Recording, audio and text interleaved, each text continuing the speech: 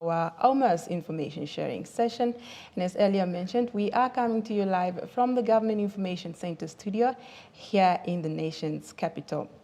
I am your host, Heleni Felepo-Samunyela, and as earlier mentioned, I am joined in the studio by the AG himself, Mr. Junius Kanjeke, and he's here to shed more light on the mandate of the Office of the Auditor General. Now, as we continue with our conversation, Mr. Kanjeke, I'd like to find out from you. Now, I'd like to shift gears to public participation and awareness as we near the end of our discussion this morning. Now, beyond the walls of Parliament, PAC hearings are open to the public and the media as well. How can we encourage greater public engagement in these very important processes? We have a social media platform where you can also make your comments. We have a website where you can send your information to us. You can also come to the office, make an appointment, and give information to us. And I also want to indicate that we have another type of audit called performance audit, which is value for money audit. All right. Most of those reports are based on information from the public. All right. Let me give you some examples. There was a time that it may take time for the police to respond. All right. Then we went there, and one of the reasons were transport. Then we went there, we looked at their cars, and then we could see that there were issues of transport, and then we also made a recommendation on that. There were issues of waste management in the towns, so we also looked at waste management.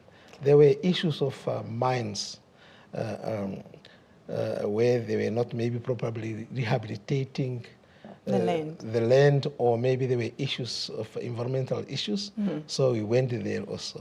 So even as far as licenses, mining licenses are concerned? All those other things. Yeah. We have a report, in fact, that's one we are referring to, even the recent one, which was also in the media recently when it was tabled, but it's not yet reviewed by the Public Accounts Committee. Some of these reports you are seeing, especially on performance audit, are based on information either we pick up in the media or discussion from different platforms, and we go and investigate and try to find answers to those questions. Right. So the public is encouraged to participate. As we are talking now, our public relations office is with the career fairs. Is around the country, and is where we are sharing information, is where also we are getting some feedback from the public. From the public. Yeah, so the public is really 100% welcome to participate. Okay, I like that very much, AG. But we have the discretion. Okay. Yes. All right. And the public interest. We don't just, we don't accommodate information which are not verified. Okay. We verify. If it's verified, we bring it to the public. All right. Through those reports.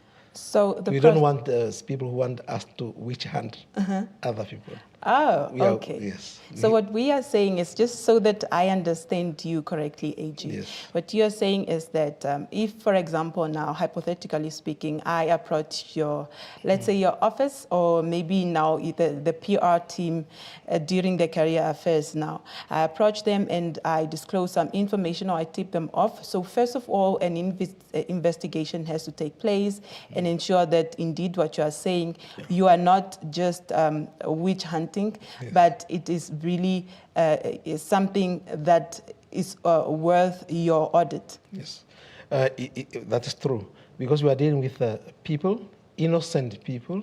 Some people are just coming up with stories, especially around elections. You hear many people who want us to investigate that, but then if you ask them same information later, after elections, they will say, we'll come back to you, but they don't come back. So meaning we have to be careful, not just to get any other. we are protecting wastage of Right. public resources.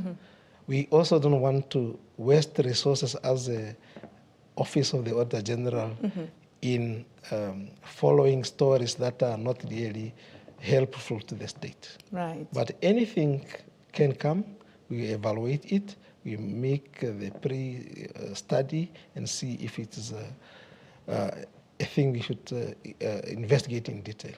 All right. Now, AG, having said that, you've of course mentioned that we can approach your office.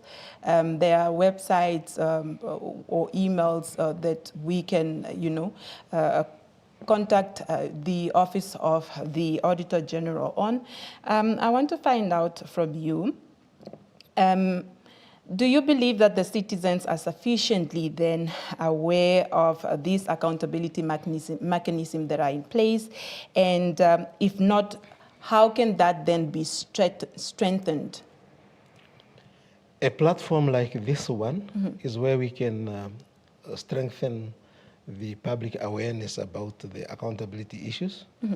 The other thing is we have what is called the stakeholder engagement, Right. that we are holding every year.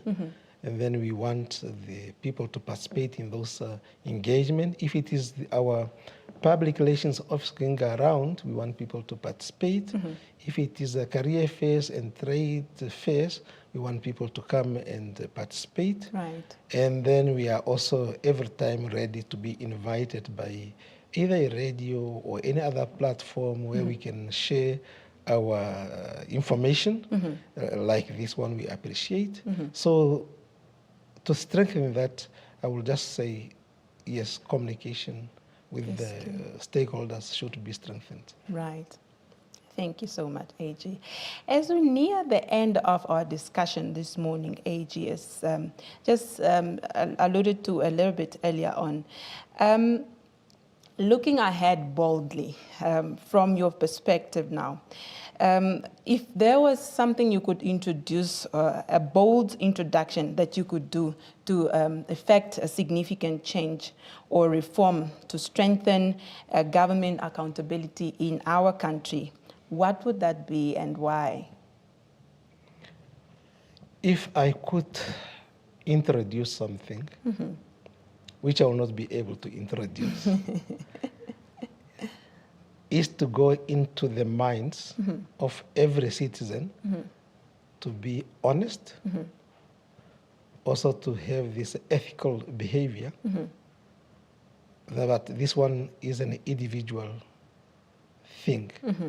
You cannot go inside a person, but you encourage people to be honest, to take care of public resources, because we are the very same people who are complaining about services, but we are also the very same people sometimes that are not taking care of public resources Misusing and all. that are provided to us as a public.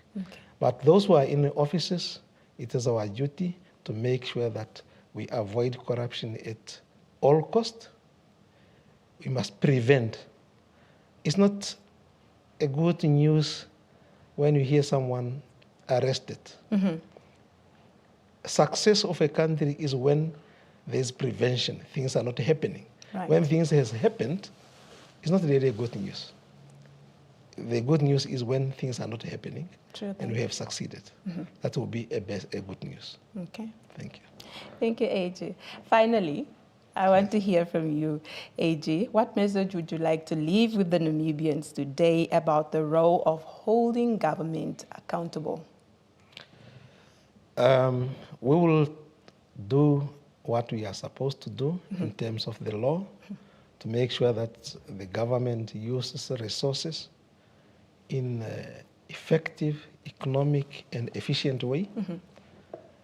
And it makes sure that local authorities, especially local authorities, should make sure that they provide their financial statements on time so that the audit can be on time, the reports be tabled on time, reviewed on time, and the recommendation can be meaningful. If anything is late, recommendation will be late, implementation will also be late. Right. All right. Thank you. AJ, thank you so much for taking our time this morning from your busy schedule to come and educate the Namibian nation on the mandate of the Auditor General. We really, truly highly appreciate the work that you are doing in the background and for holding this government accountable. It's my pleasure. Thank you so much. All right, now Namibia, that brings us to the end of our discussion this morning. We were looking at the mandate of the Office of the Auditor General, and I was joined in the studio by Mr. Junius Kanjeke, the AG. From myself, Hileni Felapusa Munyala, and the entire GIC production crew, until next time, take care.